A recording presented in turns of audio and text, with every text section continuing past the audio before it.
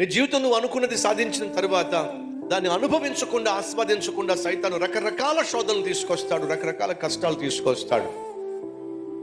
కాబట్టే నీ జీవితం నువ్వు పొందుకున్న ఆశీర్వాదాన్ని అనుభవించాల్సిన సమయంలో సైతాన్ తీసుకొచ్చే ఆటంకాలు జయించాలి అని అంటే ఒక మూల సూత్రాన్ని ఖచ్చితంగా మన మనసులో జ్ఞాపకం పెట్టుకోవాలి, మన నరనరాల్లో జీర్ణించుకుపోవాలి. ఏంటో తెలుసా? కష్టంలో ఉన్నప్పుడే కాదు మనం దేవునికి దగ్గరగా జీవించాల్సింది, ప్రార్థన చేయాల్సింది. కష్టము తీరిపోయిన తర్వాత సుఖపడే సమయం వచ్చినప్పుడు మరింతగా మనం ప్రార్థన చేయాలి, మరింతగా దేవునికి దగ్గరగా జీవించాలి. ఎందుకంటే నువ్వు కష్టపడ్డావు, దానికి తగినటువంటి ప్రతిఫలాన్ని దేవుడు ఇచ్చాడు.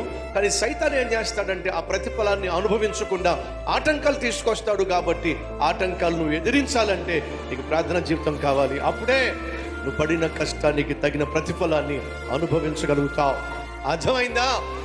నీ జీవితంలో ఏదైతే సాధించాలనుకుంటున్నావో సాధించేంత వరకు ప్రభువు దగ్గరగా జీవించు, ప్రార్థనాపరుడుగా జీవించు. సాధించిన తర్వాత దాన్ని అనుభవించాలంటే ప్రభువుకు మరింత దగ్గరగా జీవించు, మరింత ప్రార్థనాపరుడుగా జీవించు. అంటే అర్థం ఏమిటంటే ప్రార్థన వాక్యము అనేది నీ జీవితంలో, నా జీవితంలో శ్వాస నిశ్వాసగా ఉండాలి. ఊపిరి పీల్చాలి, తర్వాత ఊపిరి విడిచిపెట్టాలి. ఏది చేసి ఆపేసినా పోతావు.